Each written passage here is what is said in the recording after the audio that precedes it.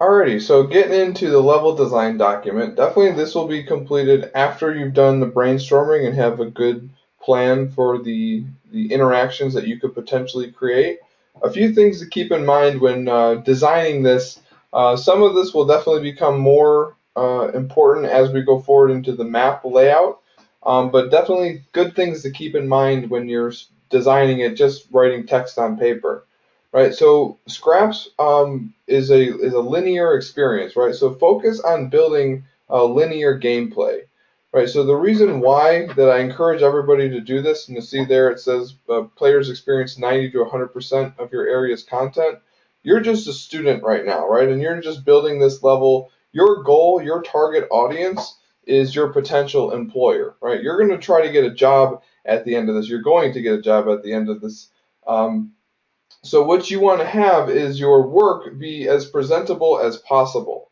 So if you're creating a big open world or an expansive, massive level with just a lot of just traversal and walking, right? It's going to be difficult to show that off in a video form or in a short bite-sized pieces. So try to keep it to a linear experience to where all of your work is seeing, right? All of that hard work and all that effort that you put into your level, you want players to experience pretty much all of it, right? You don't want anything to be missed, right? So also avoid, those just complete open world, big sandbox type game that has multiple endings or multiple paths and optional things, right? Like big massive games like GTA or Assassin's Creed, or the big levels that are open and expansive.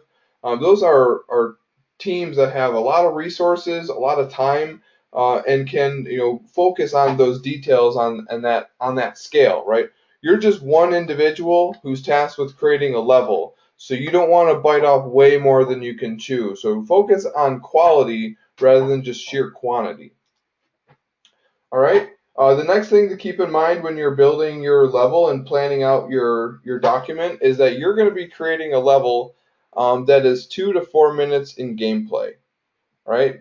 So keep that in mind that we're talking about gameplay here. So that doesn't mean that you can have a 3-minute cutscene and then just 1 minute of gameplay and call it good. We want to focus on what the player is doing throughout the level. What are the interactions? And then there it says new players. So that doesn't mean a brand new player that's never picked up a controller at all before, that's never played a video game.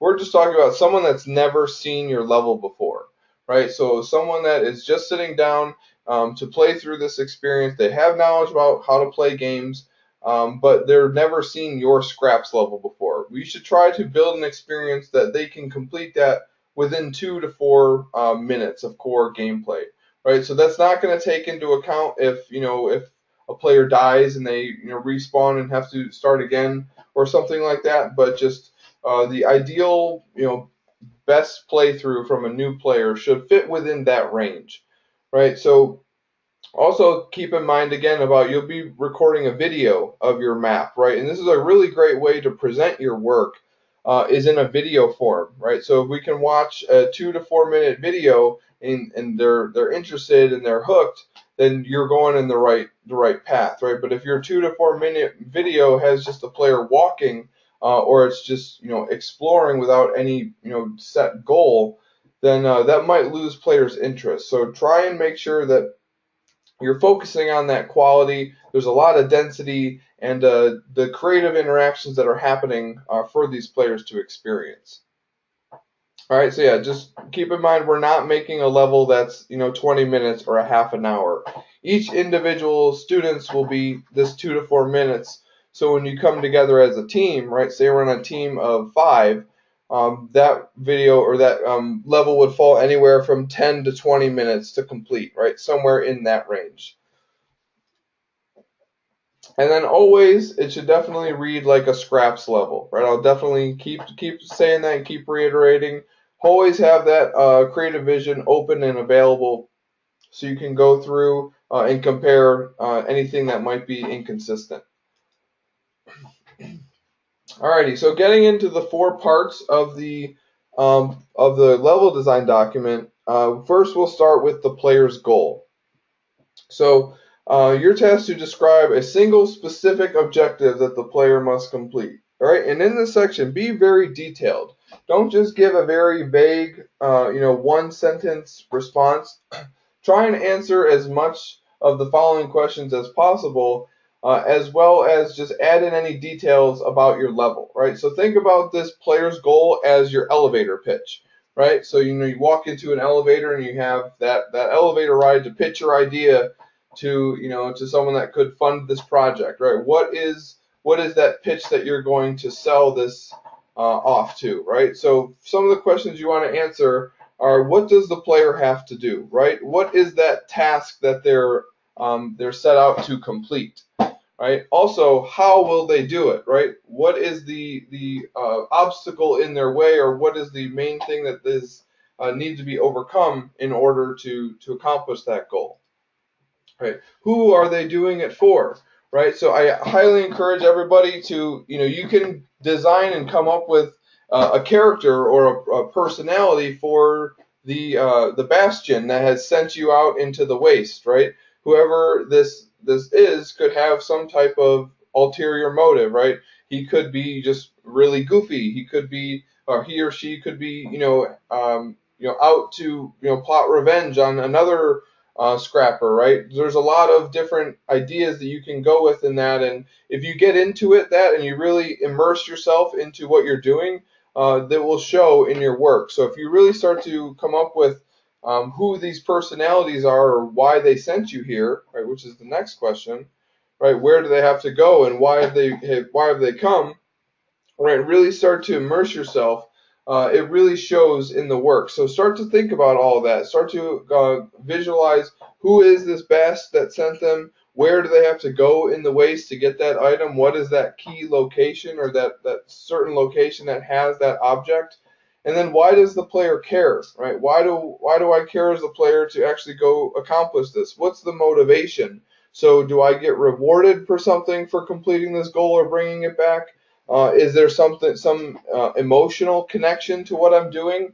So oftentimes I'll get a objective like, go collect the medicine, and that's it, right? That's all that they tell me. But I'm asking myself, what does the medicine mean? Is it the medicine for myself because I have a cold? Is it for my dying daughter? Is it for is it for the medicine that will cure the outbreak, the virus that broke out and caused the apocalypse? So what is that connection? And really start to build some meaning into what the player is doing, and really leave those players with that sense of accomplishment when they beat your level, right? So the player's goal is going to be something that the player has to complete to progress, right? They're going to complete this goal. But think about it. What is going to give them that sense of accomplishment when they actually do complete that objective, right? That's what you want to build and start to portray. All right, next we're going to get into the featured asset. All right, so there's a few key requirements that you have to stick to with your featured asset, or you want to try and strive to meet. But there's a lot that you can do with this featured asset. So first and foremost, we want an asset to be visually striking, right? So the featured asset is going to be one asset that you're going to include in your level that is visually striking or eye-catching, right? The players should understand that this is something that they can interact with, and that it's something that grabs their attention, right? So try to pick something that is eye-catching and stands out from the other assets in the level. Also, with your featured asset, it should be tied to player progression, right? So this will continue to show different examples, right? So here we have the crane, here we have a generator, and we want them to be tied to player progression. Going back to, we don't want to create anything that's optional for the player, right? We want this big setup or this overall goal to be tied to progression in some way. So here the example. With the generator, right? We could have the generator. It's missing, a hose. We need to find a wrench to repair it, and it's missing some coolant, right? So we have to go find all those pieces and attach it to the generator. When it's back up and running again, it powers off a force field, right? Or it deactivates something, or it opens up a door. It lowers a drawbridge, something along the lines like that, to allow the player to progress. Right, so it's tied to player progression. with our crane over here, we could have a setup to where there needs to be, a wrecking ball or something we attach to the crane, and then we rotate. The player goes into here and rotates it, and it breaks through a wall, right? And it allows the player to progress, right? So 2 examples so far. Right, lastly, or another thing you want to stick to is it should be interactive, right? Just like the 2 examples I just gave, something that the player does to interact with this asset to, modify the environment or do impact some type of cause and effect, right? So not just something that the player looks at, right? We want to differentiate between like a visual landmark and a featured asset. Right, so in levels, right, or in games, right, having some type of large landmark is important, and it helps in terms of level design. If you have a level with a big statue in the middle and you keep coming back to that same area, that large statue lets you know you're in a place, a familiar place, right? Or if you have like some type of like, hedge maze or some type of forest, having like a cabin or something specific as a landmark helps let you know that, hey, you've been here before. So visual landmarks are definitely good to have in your level, but for a featured asset, we want it to be interactive, something more than just a big object in the level. All right. Also, we want something to be memorable, right? So what we mean by this is if you've ever played a game, or if you've ever, you've either played a game or played a level, and by the time you got through it, you were like, wow, that was really cool. Like, I want to go tell my friends to go play this game because I enjoyed it so much, right? Or I had this awesome experience.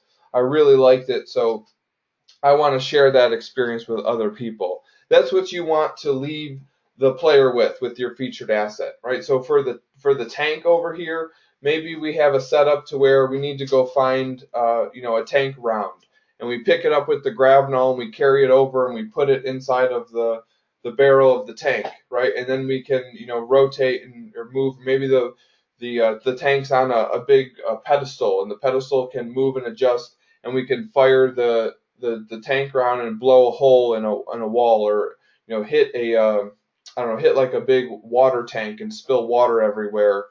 Some big elaborate event to where it's like, wow, that was a really cool event that happened in the level, along the lines of all the others that I'd mentioned so far. So try and think about those types of interactions that you can have for your own featured asset.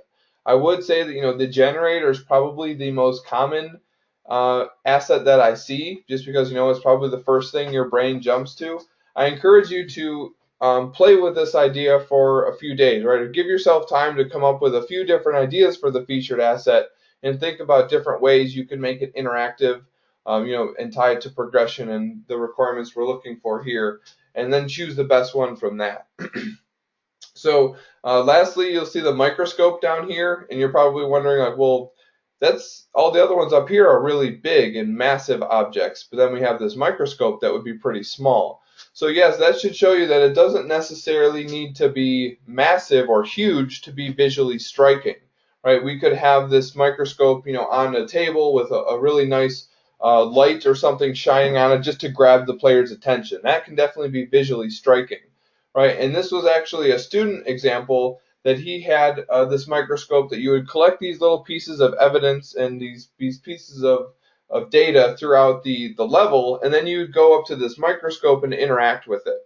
And then you'd be able to see those clues through the microscope lens. So what was really cool was that when you interacted, it transitioned the player from a third-person perspective into a first-person, like they're looking through the microscope, and it gave you some information to allow you to progress later on in the level. So it was a really awesome asset because it wasn't something that was just massive or a big object, but still had a very nice meaning and a memorable experience that I still remember to this day.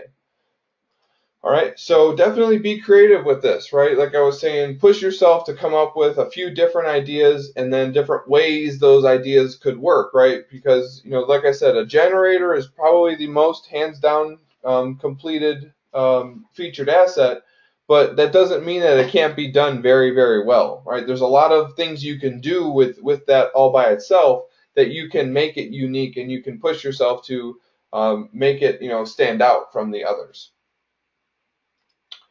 All right, so here's an example of a featured asset, and this is the level of detail that I want to see in the level design document, right? So, you'll see a sports car is my featured asset.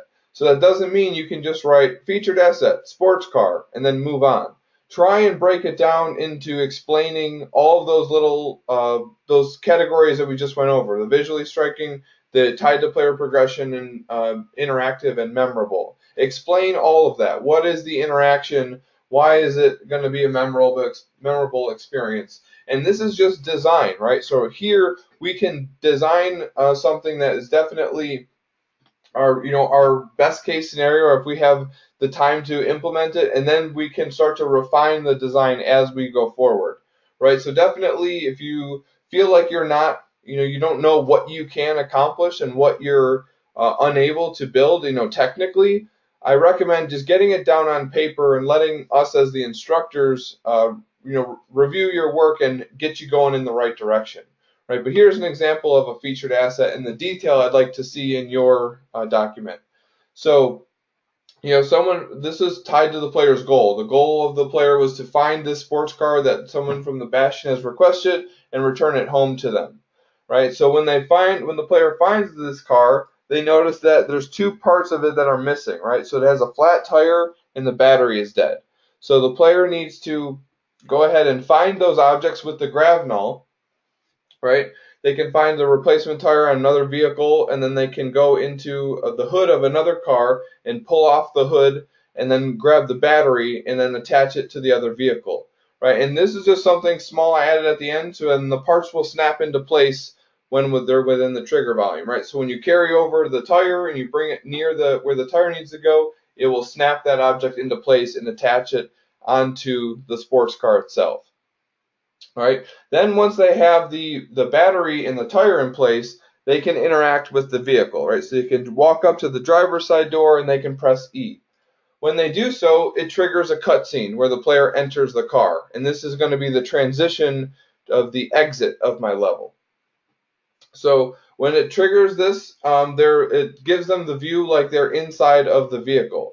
So you might be asking yourself, or you might be questioning now, you're like, wait a minute, I read the creative vision, and it says that I'm not allowed to have drivable vehicles. So yes, you are correct. You're not able to get into any type of vehicle and actually control and move the vehicle free reign, give the player control. That will cause a lot of other problems.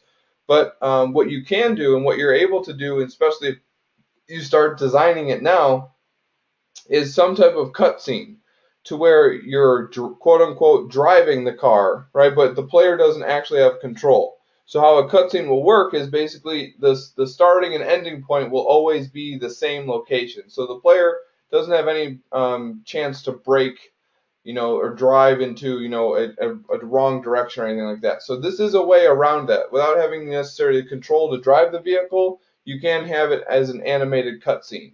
And I've seen students do this, anything from, a helicopter to a car to, a water truck to a small little mine cart. I've seen all different kinds of things that are basically like a vehicle, but it's a cutscene instead.